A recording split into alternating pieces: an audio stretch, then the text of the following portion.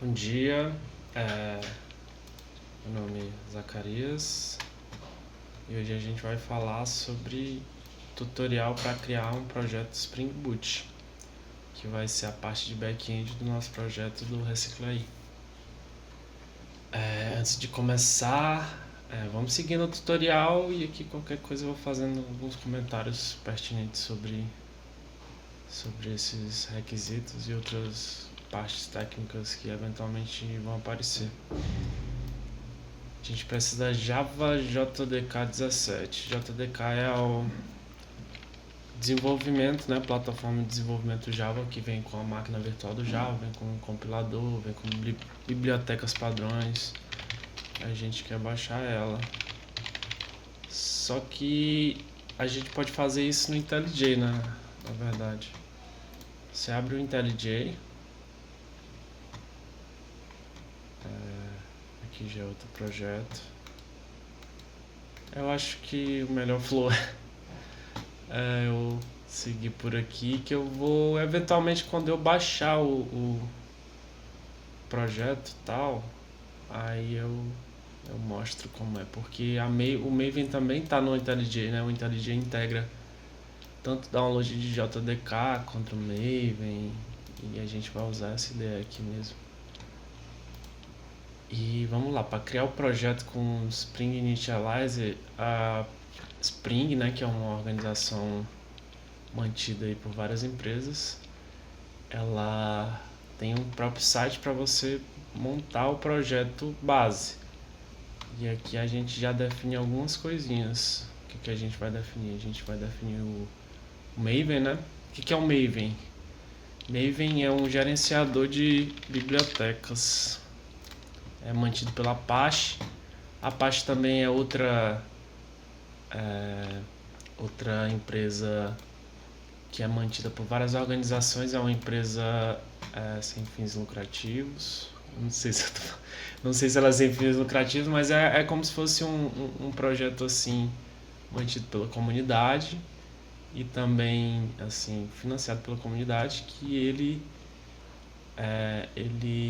para projeto Java, e ele é um gerenciador de bibliotecas. Então toda biblioteca que você colocar lá, você vai definir no POM, né, no XML.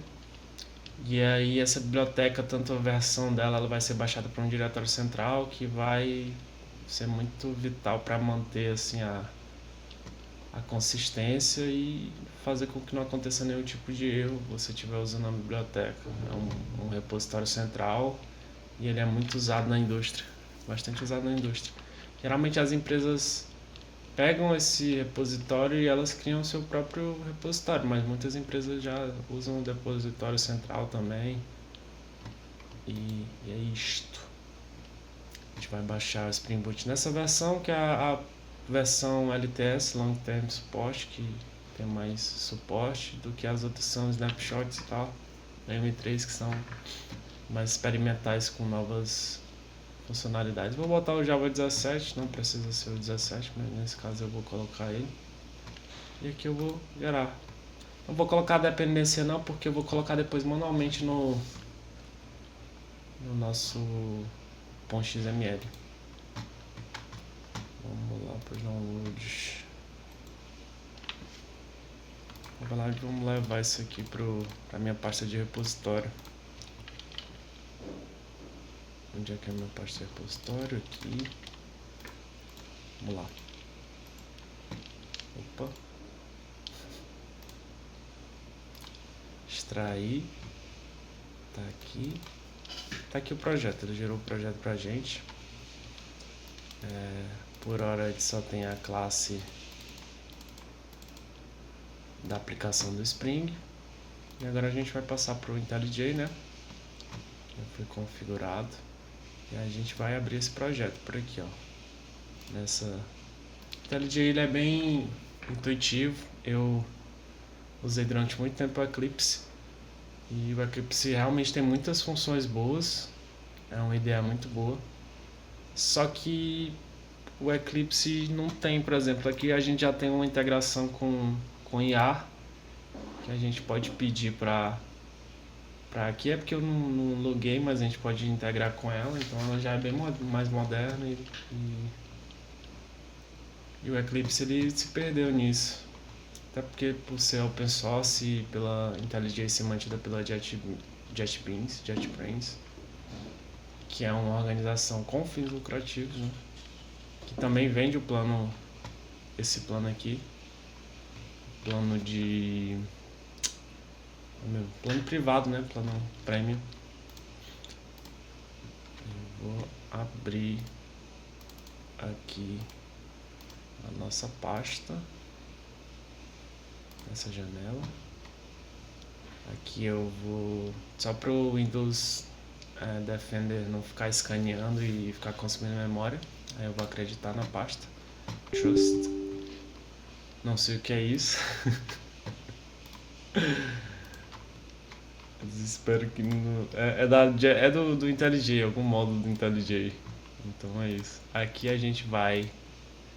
Nesse projeto foi criado. Assim como o Vite, né? O Vite cria um template de projeto, a gente tem aqui o. Foi criado. Aqui ele está com a anotação e o Spring ele. Assim, digamos que ele modernizou o Java ou ele manteve o Java assim relevante. Porque simplesmente você com a anotação dessa, você consegue. Eu queria ver a anotação, mas acho que é porque eu não instalei ainda. Vamos instalar logo um negócio do meio. Não, vamos seguir aqui, mas eu ia falar. Vou continuar na minha linha. Que o Spring ele faz exatamente isso. Você coloca a anotação em cima da classe, você programa botando anotações e toda a parte de configuração, subservlet, servidor, de conexão com banco de dados, vai ser gerenciada agora por esse pacote de bibliotecas que é o Spring Boot, né? É um framework que é feito de frameworks. Então ele é muito usado na indústria, banco, de várias soluções, e ele é muito confiável. Tem alguns casos eventualmente de algum tipo de erro ou algum tipo de falha, mas ele é muito usado na indústria e ele é bem mantido pela Spring Organization, aquela mesma que disponibilizou o site para a gente baixar o template. E aqui é o pulo do gato do Spring, que aqui você importa uma biblioteca e ele vai ser uma aplicação Spring, e aqui é o método main do nosso sistema, né?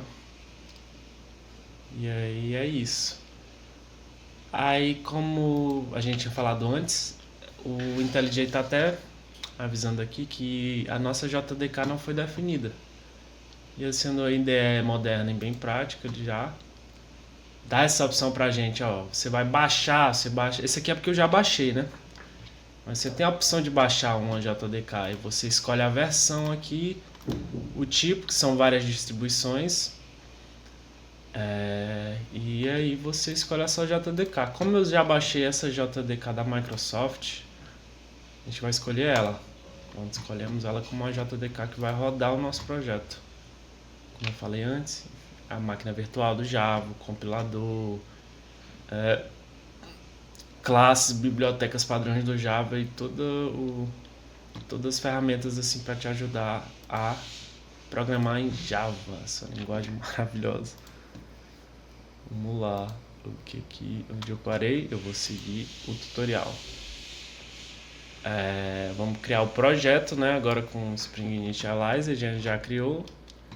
Eu esqueci de botar a metadata, mas assim, a gente pode editar a metadata, que é nessa parte aqui. Eu não editei, mas você pode editar, tranquilo. Escolhemos Java 17 e aqui são as dependências que ele vai querer que eu coloque. Spring Web para a gente gerar uma API web, disponibilizar endpoints. Aqui o DevTools, que eu acho que é para ficar...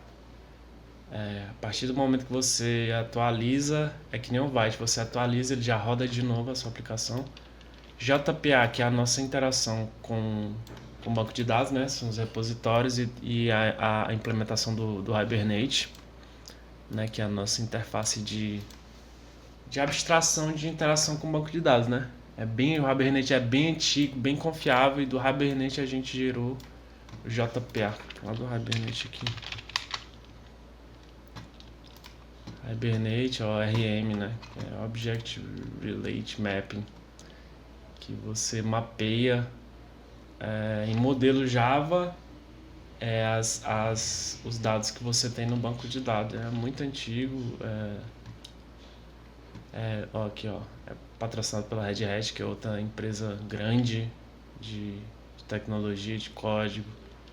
Eles têm distribuições Linux, enfim, é uma companhia assim muito bacana. É isso. E aqui botamos aqui o JPA. Aqui a base, a gente vai, por enquanto, a gente vai deixar só essa base em memória pra gente testar, que é SH2, que é um banco em memória, ou seja, ele existe e salva teus dados na tua sessão, né? A partir do momento que tu mata tua aplicação, que ela deixa de rodar, os dados aqui do banco de dados também vão acabar pagando. Aqui o Lombok, a gente vai colocar ele para ele não fazer, para a gente não precisar ficar fazendo get, set. Aqueles códigos são chamados boilerplate, né? Que são códigos muito iguais, que a gente sempre faz para toda classe. E aí a gente não vai precisar, tipo, construtor, get set, toString, equals, hashcode. E todos esses métodos de objetos que são muito comuns, né? E são muito iguais, assim, a gente consegue acelerar também o desenvolvimento. Aqui, importar, a gente importou, a gente viu essa estrutura, né? Por aqui. E aí, a partir do momento que a gente vai descendo aqui, a gente pode ir entendendo aqui como é que tá acontecendo. Eu só acho que ele não vai rodar de agora, assim, de início, porque a gente ainda não configurou, mas talvez ele rode, vamos ver. Então, a gente está aqui no IntelliJ, a gente vai executar o projeto, né? Pode ser via terminal, mas vamos fazer pela IDE, que a IDE é a interface gráfica que facilita a nossa vida. E aqui vamos para o menu Maven do IntelliJ, executar o comando. Vamos lá. Só que aqui não tem o menu lateral, só que a gente resolve isso. Às vezes não... Geralmente era para estar aqui, tools, cadê? Não, view, cadê? View, tool, Windows. E aqui era para ter o Maven, tá aqui o Maven. Mas se não aparecesse o Maven ali, como que eu tive, você só pode vir aqui no POM, falar rapidamente sobre o POM, que é a configuração XML para você falar quais dependências você vai fazer, né? E como você vai fazer o build e algumas coisas assim, algumas particularidades dessas. E aqui a gente pode fazer assim, clicar do lado direito e colocar Add as Maven Project, só que já está aqui, né? Mas teria uma opção aqui, Add as Maven Project, e aí o Maven apareceria aqui. Como ele já apareceu aqui, né? Que é um bugzinho que tem. Pelo menos eu experimentei aqui, talvez seja bem específico aqui dessa vez que eu rodei ele. Mas está aqui, View to Windows Maven. Aí aqui aparece o menu do Maven, né? E o que é que a gente vai fazer no Maven? A gente vai fazer a gente vai dar um comando, né? E o comando que a gente vai dar, primeiro a gente vai dar um clean nele. E a gente vai dar um install. Que a gente limpou meio que as coisas. E agora a gente vai instalar o nosso projeto. Estamos baixando aqui, ó, do repositório central do Maven. Executamos a suíte de testes, só que não temos testes ainda. E aqui estamos baixando de novo. Pronto, buildou, tudo certo. Vamos para o source, para o Java, demo application, e aqui a gente vai executar, né? Vamos executar o nosso projeto Spring. Tá aqui, já tá rodando. Vamos ver se ele vai conseguir subir. Startou. Só que ele não tem nada, né? Ele só startou. Tá aqui o... Ver se eu consigo tirar aqui. Pronto. Só startou. Tá aqui os logs, né? A aplicação real vai estar cheia de log, porque ele vai chamar várias bibliotecas e vai fazer várias coisas. Então, é um pouco diferente nesse sentido. Vamos lá. O que a gente vai fazer? Executamos. Só que agora o que a gente vai fazer? A gente vai começar a criar uma API REST, né? Que no Recicle aí a gente vai criar essa API REST que ela vai se integrar com a aplicação de página simples que a gente fez no tutorial anterior. E aí o que a gente vai fazer? Para isso, a gente vai usar um modelo MVC, né? De Model View Controller. A gente vai separar em camadas também, né? E para fazer esse projeto simples, a gente vai primeiro criar um controller, né? O que é esse controller? Ele é o endpoint. Ele vai expor as rotas, né?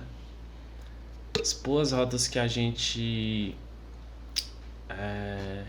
as rotas que a gente vai criar na nossa API para comunicação, né? Rotas que vão ser autenticadas, essas chamadas HTTP que vão vir com os cabeçalhos com autenticação e a gente vai receber. E aqui a gente recebeu.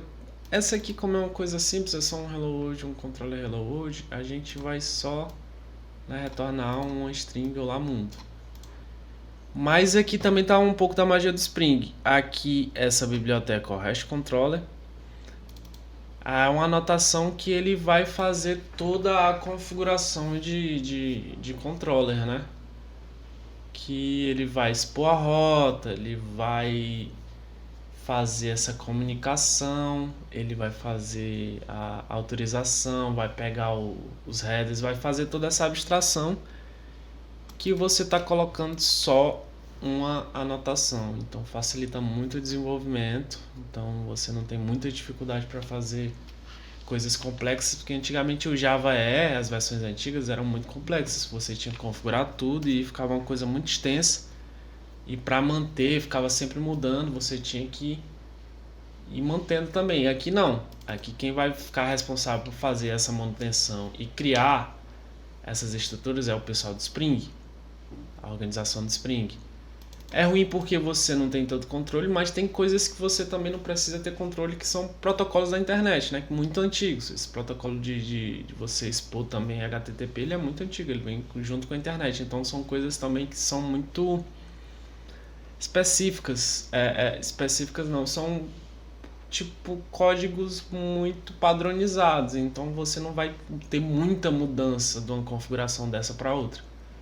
E aí o Spring faz isso por você e você faz configurações adicionais que ele te dá, né?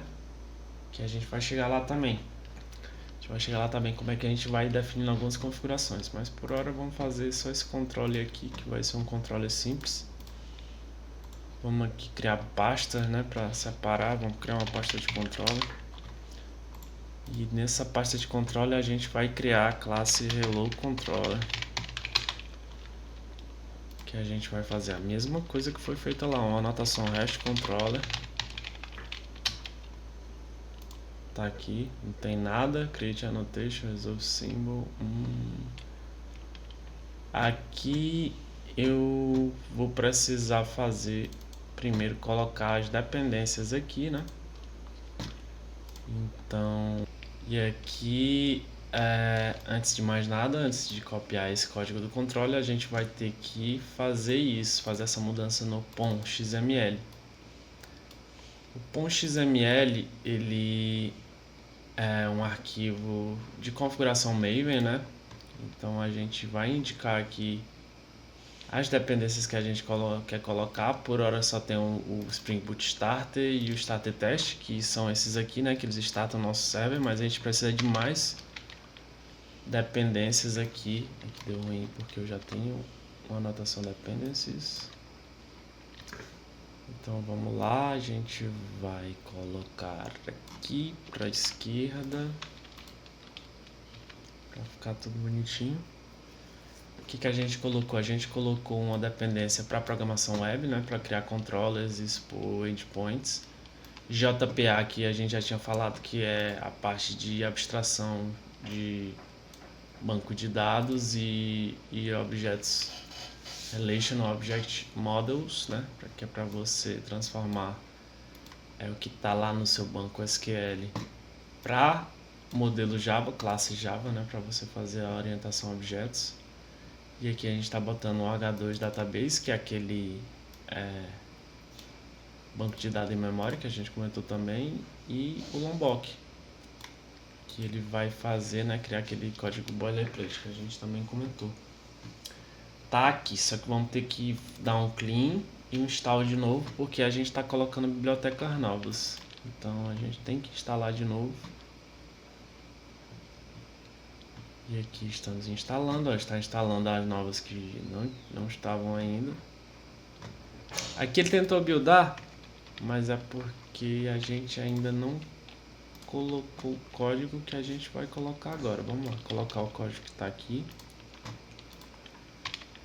E falar aqui dessa anotação, vamos importar ela.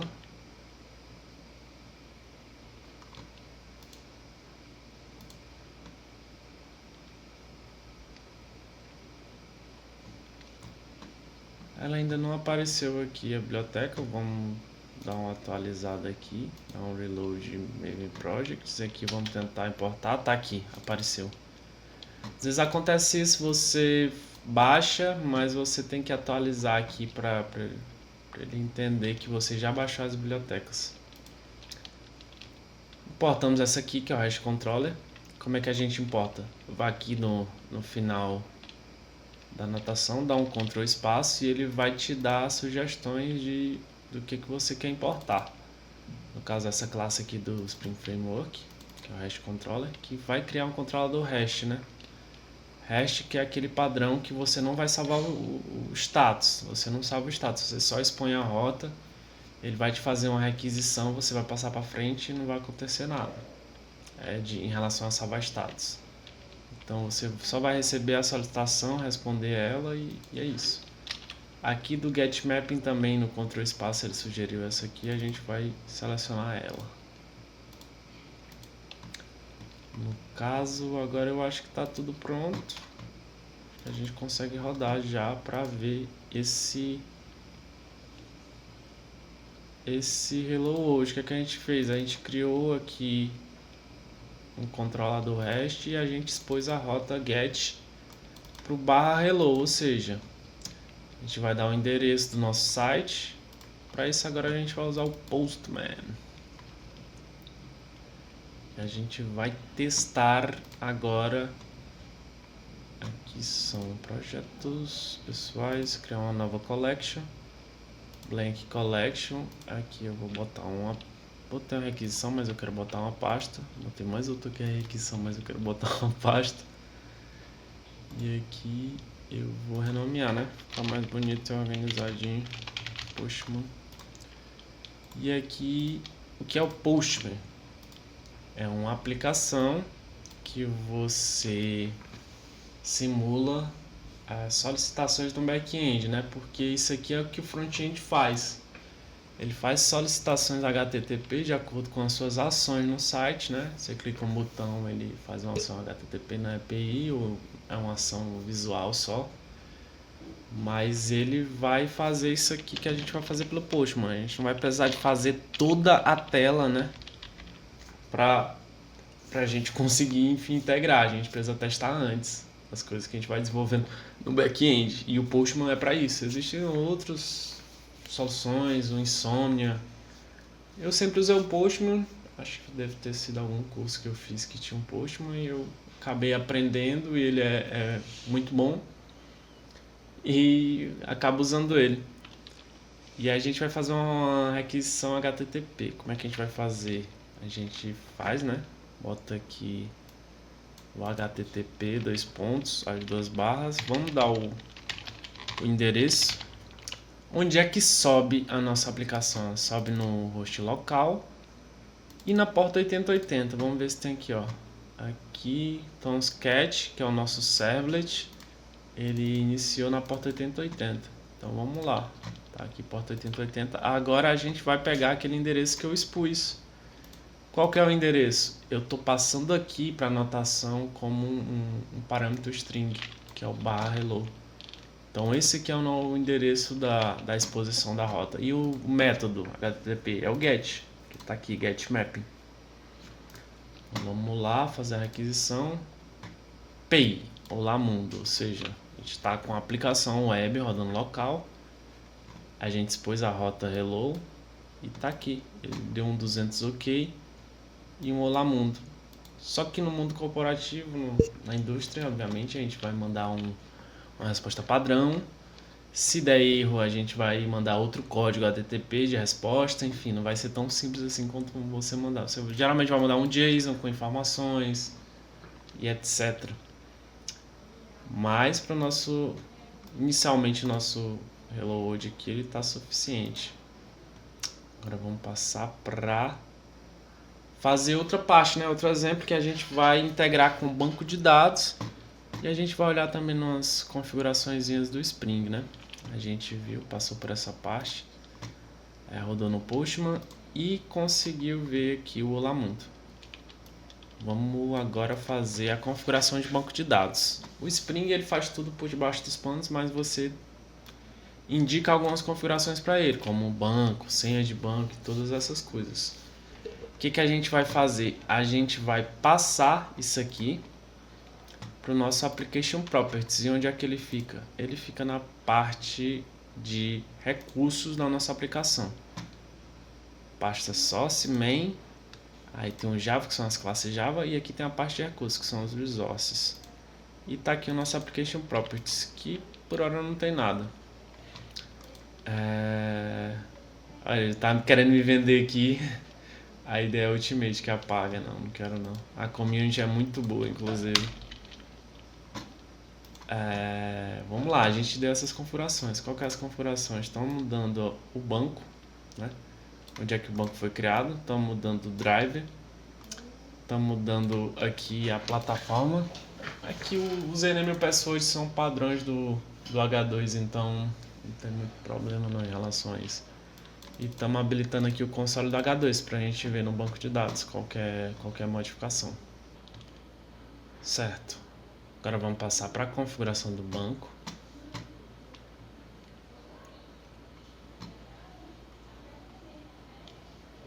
Com o banco configurado, a gente vai agora para o nosso exemplo, né, de interação com esse banco de dados. Como é que a gente vai fazer? Esse exemplo ele inclui a entidade pessoa, um repositório JPA, né, que é aquele padrão de projeto para a gente centralizar todas as interações com o banco. E um controller REST que a gente já viu, né, que a gente expôs uma rota, que a gente vai persistir consultar os dados. Então vamos aqui. Entidade pessoa. Tá aqui é uma pessoa com nome, com ID, 7 nomes, 7 e-mail. Aqui a gente cria um ID, anotaçãozinha de identificador, uma entidade.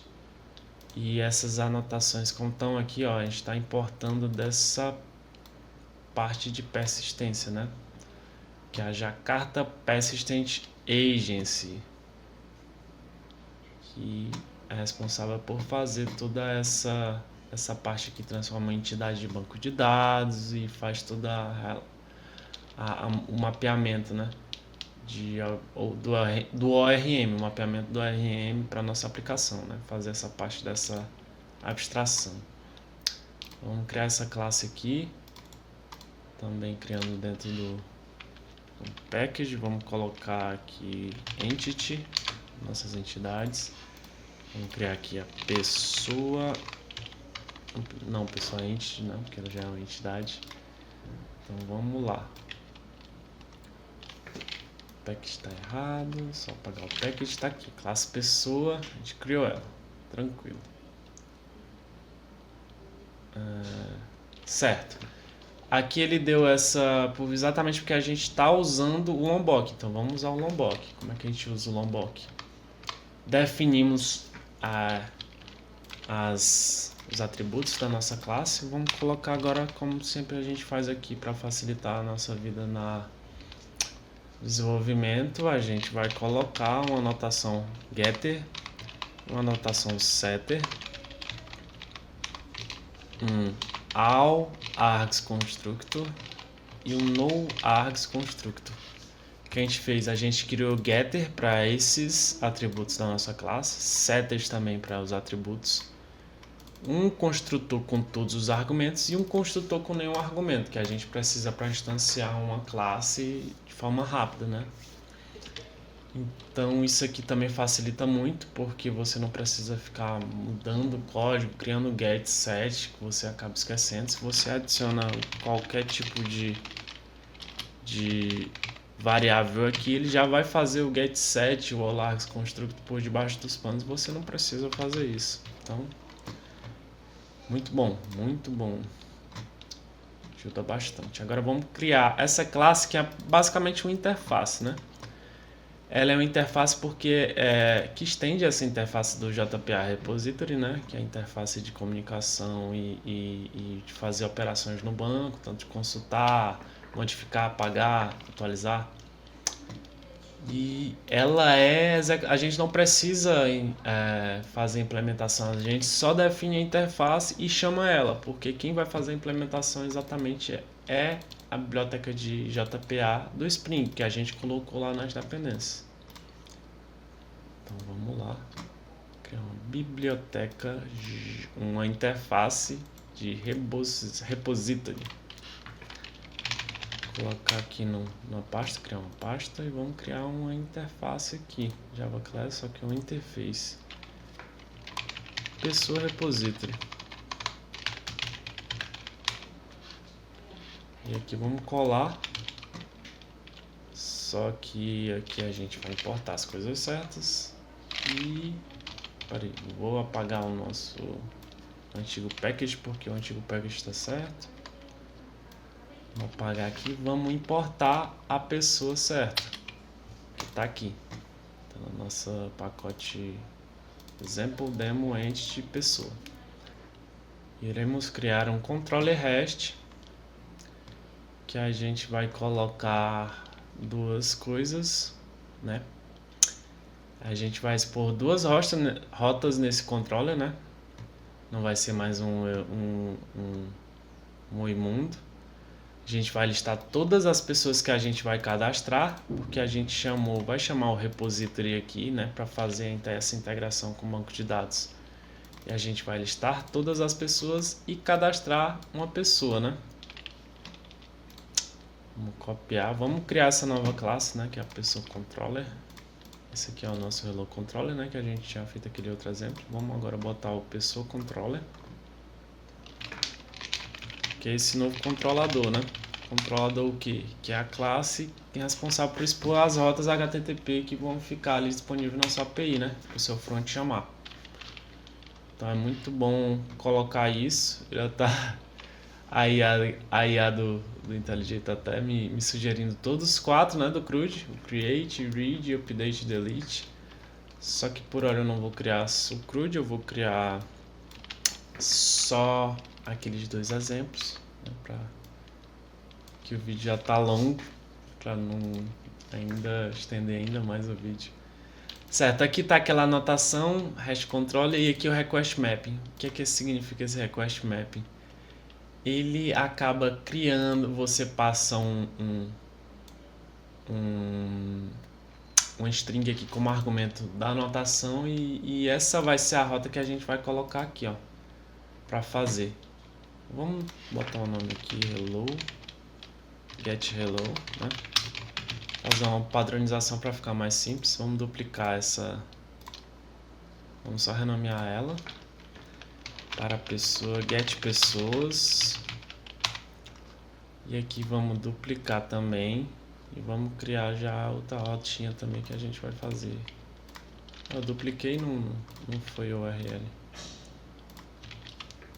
Vamos mudar o método para post e aqui pessoas e aqui, opa, pessoas, acho que é porque eu não tinha salvado. Ah não, isso aqui já é outra coisa. Inclusive, deixa eu fechar. Vamos lá. Get pessoas, get hello, get pessoas copy, não, aqui é o post pessoas.